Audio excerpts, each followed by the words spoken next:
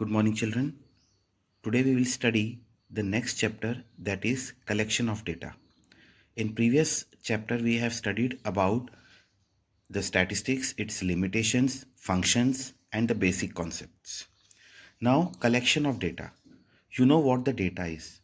Data is the sum of all the informations which are collected for several usage.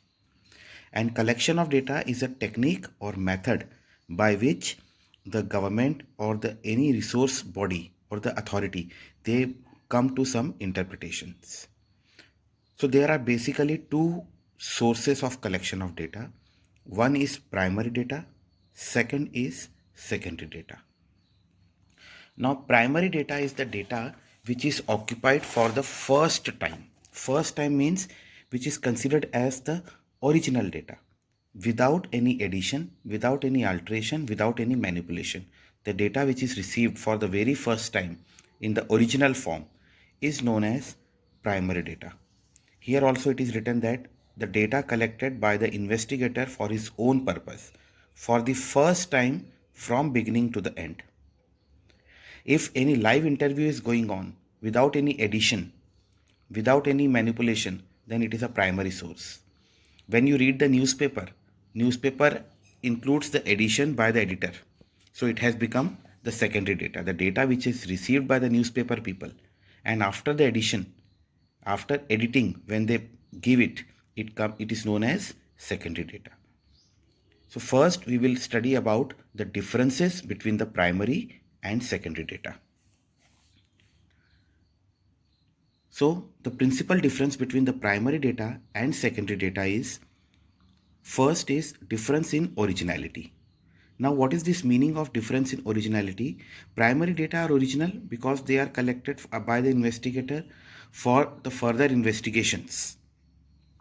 Whereas secondary data is already existed and through which we come to know about our conclusions.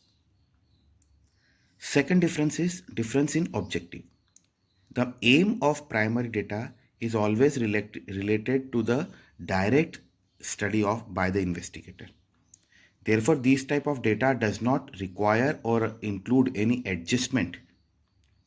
But secondary data, proper editing is being done and so many adjustments are to be done that what is to be presented, what is not to be presented.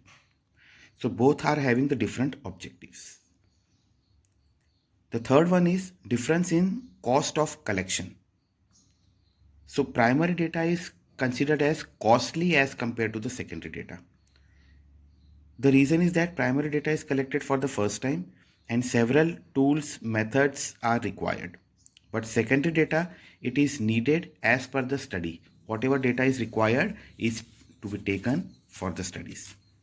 So these are some basic differences between the primary data and the secondary data.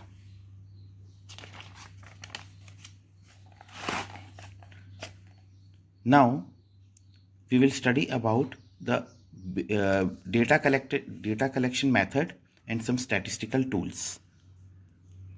So first is the direct personal investigation. Let me clear you, these sources of data are for the primary data. Understood? That is for the primary data. So the first one is direct personal investigation. Second is indirect oral investigation. The third one is information from local sources and correspondents. Fourth is information through questionnaires and schedules. Now in questionnaires and schedules, there are again two methods. One is mailing method and another is enumerators method. Now these are the names. You might be feeling some uncomfort to understand these. One by one we will understand it properly and thoroughly. The first one is direct personal investigation. So it is that method in which data are personally collected by the investigator from the informants. Suppose somebody has come to our house and collecting the informations regarding us. So this is known as direct personal investigation. Like the census people come and collects the data. Now, for which type of collection of data this is suitable? It is suitable for the field investigation, which does not have any limit of time. Then where we need the greater degree of originality. Much of the originality facts should be there. Then information is to be kept secret. The information should not be leaked. That is why it is taken personally. Then the accuracy of data is maintained. Understood? So these are the suitability of data, where it is suitable. Now if you talk about the methods, merits, then the first benefit is it is very much original, without any editing, without any manipulations.